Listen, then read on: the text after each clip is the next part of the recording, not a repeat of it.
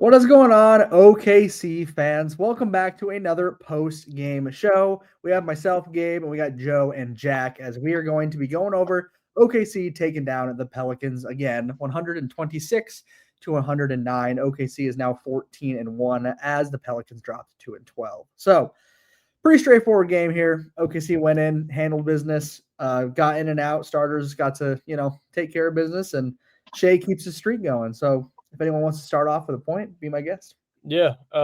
Quick rundown of the box score. Chet goes for 26 and 9. Shea keeps his streak, like you said, 23 and 8 on 9 shots tonight. It was that bad of a ball game for the Pelicans. Dort back 17 points, 4 out of 6 from 3. I think he had 4 from 5 in the first quarter. Hartenstein 16, 7 and 6. Isaiah Joe 14. AJ Mitchell 11. So on and so on. For the Pelicans, I was actually quite impressed with Derek Queen, even though he went 3 for 10. He had a tough matchup between Hartenstein and Chet. He had 9 and 8. Trey Murphy went for 18 and 5, and Jeremiah Fears had 24 points, but a lot of them were useless. I mean, most of them were useless. It was just that bad of a game. To start off, I just want to say, I don't even want to be mean. I think the Pelicans are the worst team I've ever seen, like the second worst team I've ever watched in the NBA ever. It's bad. It's really bad. I mean, Yeah. I'll give them one thing that I noticed from tonight, at least two things in particular. The first one is Derek Queen. I agree with you, Joe. I think he looks good. I like Derek Queen as a player. I liked him out of the draft, and I think he's a good pick. I think he'll be a good player. And then I know they weren't the most meaningful points, but I think Jeremiah Fears is having a really good season so far. He's a good player. He's young. That's nice. That's two talented pieces. The problem is this team isn't exactly in. They're not trying to rebuild and use this young talent. They seem to try to build a roster that thinks they can compete. And with the injury concerns of DeJounte Murray, Zion, I mean, this team's a shit show. It's a complete mess. I mean, I agree with you, Joe. I don't want to be mean because it's not like I hate the Pelicans. Like I don't have a problem with them, but this is really, really bad basketball. It just is. And it's going to get to a point where at what point do they decide to just blow up? When does Trey Murphy get traded? Because that's a very valuable asset. I mean, people will trade for Trey Murphy. When does Zion get traded? When do things blow up? When do you blow the whistle and say it's time to blow up? So all I saw tonight was OKC taking care of business as easily as possible. This was one of those games that, they say don't go into a game against a team that's bad and think you're going to win. It's different with the Pelicans. You can go and expect them to win, and you're still going to win. Yeah, and we were touching it on it today in the preview. We reckon Zion and Jordan Poole need to be shipped off. Get a real star who's going to play for you, and then they have the pieces to be a pretty good team, but they're just missing that number one option. Absolutely. Yeah, number one, and then like Gabe said, Fears. I like his game as well, and I think they can build around Derek Queen offensively. So they got pieces. They just got to make the right trade and hire the right coach. Something really bothered me for some reason at the end of the game. The spread tonight was 17.5. Jeremiah Fears lays it in with like a second to go, and the crowd erupts. And everyone, I guess, in that building was taking New Orleans plus 17.5 tonight, and good for them. It looked like the players even knew the spread at the end of the game there, but good for them. Another game, yeah. See, I knew I wasn't the only one, but yeah. Back to OKC. I mean, just cruise control. But there's always a few things you could take from these games for the long term. I think Chet Holmgren's been outstanding. He's becoming one of the more dominant players in the paint in the NBA. Like and his 3-point shooting this year has been unbelievable. I think he's still shooting over 40% for the year, which is a fantastic mark. When he has his legs under him and he's looking healthy, he's a really fine shooter, like a very good shooter. Adds another 26 points tonight. That's 20 plus in 4 out of 5. His last 5. He's coming along great. Hartenstein looks even better than he did last year, which is another good thing. He's putting up huge rebounding numbers and also has his feel for the offense is blossoming as well. When J-Dub gets back, it's gonna be really hard to beat this team on any given night. Like I think Gabe, I think it's your go-to saying, like, OKC's going to have to lose themselves. Like, they're going to have a really bad shooting night, or the other team's going to have to shoot like 80% from three to win. And right now, I only see one team competing with OKC, and that's Denver. They've looked pretty solid to start the year, but that's without J-Dub so far. So we'll see where we reach when he comes back in the next few days. For me this year, the thing that stood out to me, if I had to give Chet one word for the season so far, it's comfortable. He looks so comfortable this year. And that's something that I wasn't exactly sure if we were going to get. Last year, I was wanting him to play with more confidence. I was wanting him to take just better shots in general. I was wanting him to go into the paint and finish better. He looks so comfortable. I mean, tonight, outside of the threes, every bucket is it just looks like he knows what he's doing well before he gets the ball. He has a decision made. He gets the ball. His move was already made, and it's effective. It's so effective. And when you have a guy who's 7'1" with his build and his ability moving that quick and having those moves ready before he gets the ball, you can't stop that. You cannot guard that. And I know tonight you can't count that quite as much because he didn't have some like elite defender on him, but it shows you what he's capable of. And when he plays that confident and when he's able to make moves that quickly, he's incredible. And he feels very confident about that this year. You can tell. Joe, you mentioned he's shooting, I double checked, 39% from three right now. That is insane for a 7-footer. That is incredibly efficient. And that's just the 3-point shooting. He's polishing off his interior. He's really going to that fadeaway, that mid-range fadeaway that is just beautiful. He's learning that like crazy. Unstoppable. Yeah. When Chet becomes, this is the version of Chet that people keep saying is going to take that leap. It's when he becomes confident. When he becomes confident in his ability to just make a move and get to the basket, he will be incredible. I don't think people understand how good he's going to be. So tonight, I saw it all night. He was confident as hell. Yeah, every game you could see him building confidence, trusting his shot, trusting in his instinct, which is great. I also want to shout out Bradley here. Bradley goes, SGA's streak still lives. He meant needing 6 more games to be second longest in the 20-point streak. Yes, he just inched it out this game. Jack and I were talking. I think it was about like 2.5 minutes left, and he had 15 points or something like that. He makes a big three, and then he gets to the line for 2. He knew where he was at, and I gotta love the guy for just letting his teammates run the show tonight, taking the night off pretty much. I mean, 29 minutes, but the ball was in his hands for the first quarter, and that was about it. Like, or the end of the third, like. It's just so simple to his game. I mean, for him to have 23 points, I didn't even like notice. I think he had like 11 or 12 points in the first half. I think he had 12 points in the first quarter. Didn't even try to score in the second quarter, and barely tried to score in the third quarter. Still reaches 23 and 8. Fantastic night for SGA. Exactly. And I saw something that said this was the first time he shot under 10 field goal attempts since I think maybe 2019 even. So it's insane. It tells you something. For sure. And we're kind of talking about that when he had 15 points at that time limit, just immediately showing how when he wants to score, he's going to score. Like he gets from 15 to 23 in the span of like 5 minutes just because he can. I mean, he was choosing to swing the rock. He had 8 assists. He was clearly playing team ball. He had 3 steals. He was not looking to score tonight. He knew he didn't need to. This wasn't a team that he needed to step up and dominate for us to win. And then when he hits his 15 and he suddenly realizes how much time is left, he's like, all right, I'm going to hit 20 now. So that's just crazy. There's nothing that can stop him. There's no player that can stop him. You know the story. This is kind of how I've approached this now, in case you guys haven't realized. If I jump on it first, I think it usually works better. Yeah, people are going to say immediately he just had 10 free throws, but watch the game. You'll know why he had 10 free throws if you watch the game, because good players get fouled. He drives. He gets fouled. They can't stop him. It's that simple. I just like we're so over the free throw talk. Like, Luka Doncic leads the NBA in three-point attempts, and he's like third in free throws a game. Yeah. Like, I think he shot 10 3-pointers last night, and also shot 20 free throws. So like, I don't want to hear it. Like, I mean, I don't want to go off on it either, but I just find it better to at least address it before the comments address it, because you just gotta tell them. Just it's funny because whenever someone brings it up, you say, "Did you watch the game?" They're like, "No." They're like, okay.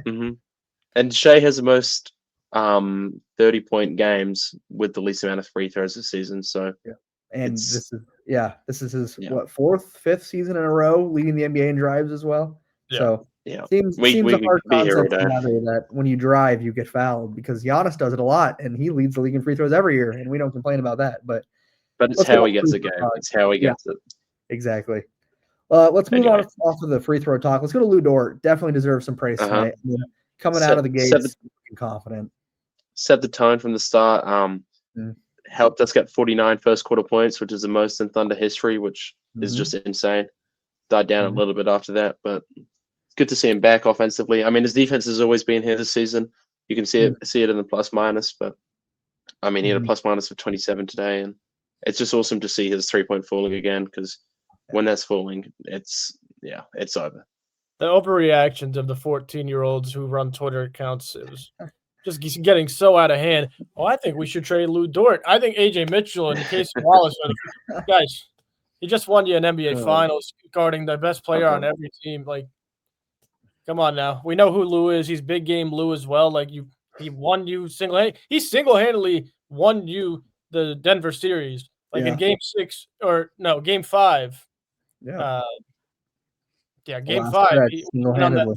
when he went on that 3-point streak at the end of the fourth quarter. They weren't going to win that game without Lou. Like, that's big game Lou. Like, leave him alone. We knew it was coming. He's increased his percentage every year he plays.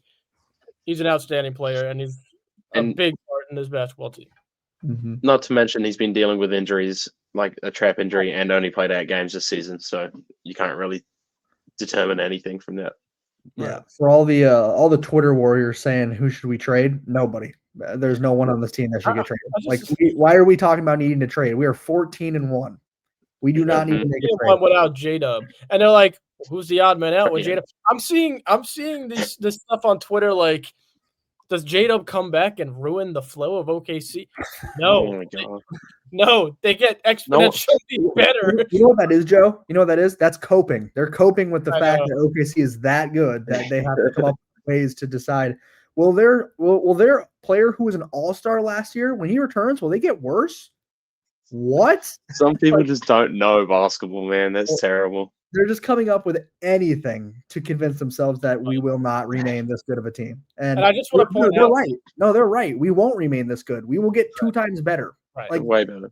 And I kind of just want to point out, like, this is supposed to be a post-game show of the Thunder versus the Pelicans tonight, and the game was just so bad that we're going on these tangents. Like, I'm being honest. Like, and again, like Gabe already said it, I don't hate the Pelicans. I have no affiliation. Like, they are easily one of the top 3 worst teams I've ever watched. I think of like the Bobcats. I think of the Pistons from 2 seasons ago, and now I think of this New Orleans team. We've seen them twice already. I think we've beaten them by 48 points in 2 games total. I could be wrong on that, but I believe I'm right. I think we beat them by 31 at home and then 17 now. And I mean, this is a game we didn't even like. We activated Caruso for this game, and we still didn't play him. Like, we're not playing bench guys against this type of team. It's just unfortunate. This season from them right now reminds me a lot of the 2015-2016 Sixers when they were like 10-72. Like, it just feels like this rough roster that's just made up of, like, there's a couple of guys that you can, like, yeah, they're good, but if their starters are never going to get healthy, like, how many times have we said, man, Zion, he's so good when he's healthy? I'm tired of saying that. Like, his whole career. Yeah, I want him to be. I like Zion. I really like the guy. Like, I desperately want to see him succeed. It will not be in New Orleans. He cannot succeed here. I don't know if it's something with the culture. I don't know if it's just the medical staff. It's not going to work. And DeJounte Murray, I also feel like he's not even in the NBA anymore. Like, I feel like I just don't even hear about him. So the team is an absolute. It's a mess. I don't like dogging on him, but it's a mess completely. But something else I wanted to point out as well, Joe, you mentioned earlier Hartenstein. He had a very just well-rounded game. He had 6 assists, 7 boards as well.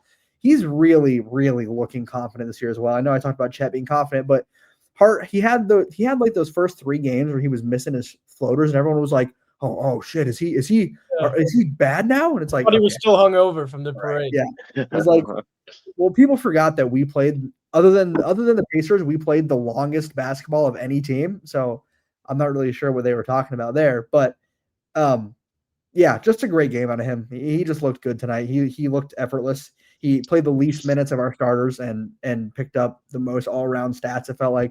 So that's just a great game out of him. I mean, really. Yeah, he's fantastic. Yeah. He's continuing his dominance. Super impressed by him getting I think he got a steal at half court and took it all the way for an and one by Yep. himself, dribbling all the way down. Coast to coast. Coast to coast, man. Shout out Isaiah. Jack, I'll let you go, and then after that, we're going to get to everybody's favorite segment of the night. Yeah. Gabe, you were mentioning you didn't want to dog on anyone, but I just wanted to dog on someone real quick. Jose Alvarado pissed me off this game. He's on probably, like we said, the worst basketball team in the history of the NBA. And he'll go and smack Shea on the hand and then get a foul call, throw his hands up in the air and start jumping up and down. We saw Carlson get smacked in the face, had to be attended by a doctor because his nose was bleeding. And in the corner of my eye, I see Jose Alvarado throwing a fit on the sideline, throwing his hands in the air, jumping up and down. It just really annoyed me tonight because it was the most obvious fouls, and they're just complaining to the refs. I feel like what the media has said about the Thunder getting all these BS foul calls is going to the players now, and they think they're being done hard by. But yeah, I just wanted to rant. Yeah, I'll add on that really quickly. It kind of feels like my new age Pat Beverly, just like really much worse. I wanted us to finish that game with no starters on the floor. We had some starters in to start the fourth, and I just didn't trust that guy after what he was doing all game with his antics, his flailing, and I don't need another Russ situation from the Houston series years ago. So that was pissing me off as well. Like, dude, I know you want to play hard. You just got to know, like, when you're down 30, just stop. You know, that's funny that you say new age Pat Bev. I was gonna say it feels a lot like Grizzlies Dylan Brooks. You know, just this dirty. It's just worse though. Like, he's so much worse than that. Well, and people talk about the effort, and they're like, "Man, he just hustles so hard." This is what people tried. This is what like Thunder haters try to say Lou Dort is. They try to act like he's super dirty, but it's just hustle. But then you see like Jose, or you see like Dylan Brooks, and it's just like these guys are just being absolute, like, they're not going for the ball here, and they're going to complain every time. So I know that, yes, I won't dog on the Pelicans. We can dog on Jose Alvarado. Right. All right, let's move on to everyone's favorite segment of the night. What the hell is Jack wearing? Of course, that is Jack wearing. Oh, Jack, you almost showed the number there. Almost. My bad. Jack wears a Thunder jersey in every victory post-game live. He doesn't tell the panel. He doesn't tell, obviously, anybody in the comments. If you guys are in the comments, throw down a name, what jersey you think Jack is wearing. Gabe, I'm going to let you start off. Oh, man. I'm not very good at this game, to be honest with you. I'm just going to throw it out. I'm going Case and Wallace. That's all I got. I don't know why. There's no reason. Gabe goes for Case and Indy Sports, a premium member of the pod. If you guys are enjoying the content, by the way, go check out our premium subscriptions. Join us. You could join the podcast for, once a week. You can join us while we're recording, not live. Go check that out. Indy goes with Chet. I'm not gonna lie. I saw the number. I'm not gonna lie. I'm not gonna do it. I saw the number. Don't say it then. I did not. Welcome back to Unk, to a consistent viewer of the pod. He goes with Wiggins. Probably for about the fourth time in a row, that guess. Yeah. Still a good guess. We got Chet Wiggins, and we have Gabe went Case and Wallace. Jack, the reveal. Sorry for ruining it, but AJ Mitchell tonight. AJ Mitchell tonight. You would think keeping it random. One of these days I'm going to get one. I know. Gabe, I started off terribly too. Don't worry. I'll pull up. Oh, we got Aaron's Jack's favorite player too. Yep, that's a great favorite player, man. And last year he was my favorite player. I don't know. There's just so many players on this team now. I think I'm going with J-Dub this year. I think J-Dub's my favorite player. But anyway, that wraps up our favorite segment. What the hell is Jack wearing? Sponsored by nobody yet, but soon, I promise. Somebody soon. Yeah, somebody very soon, I promise. To wrap up, since tonight was quite the snooze fest, we'll look forward a little bit. There you go. Unks what you, Jack. Looking forward to Wednesday, home against Sacramento. We are playing them for the third time to start the season. Crazy. Terrible schedule making, but your guys' quick thoughts on that one.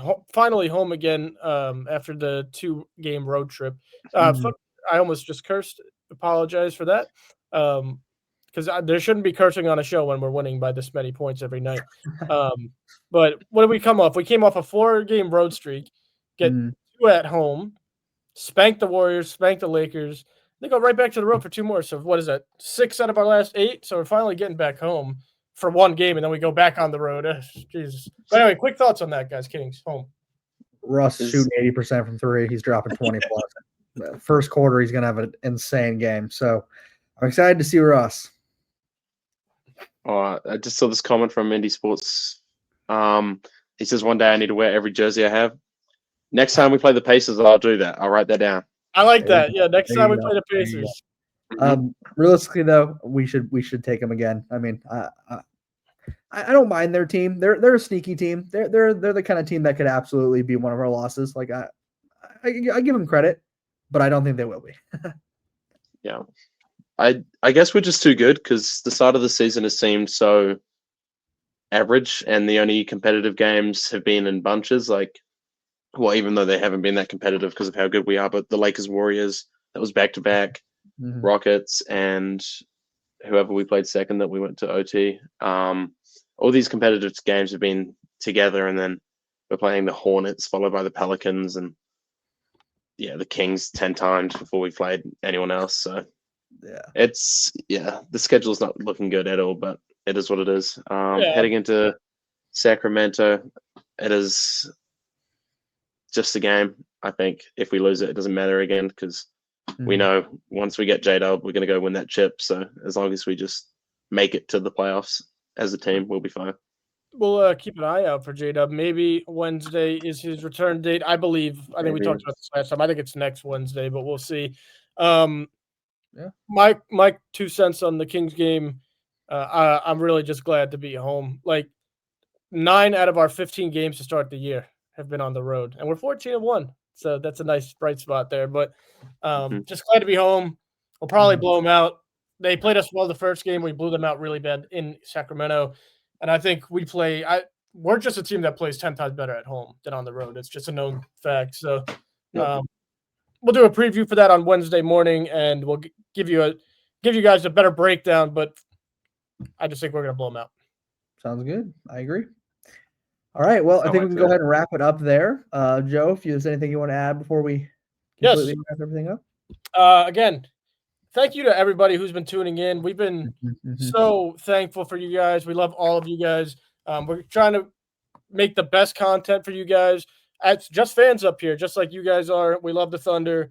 So this is so much fun, and we couldn't ask for more from you guys. This is great. If you are enjoying the content, like I said, go check out those premium subscriptions on the YouTube channel. We got so much stuff in there, so many perks in there for you guys. Check those out. And again, like the video, subscribe to the channel.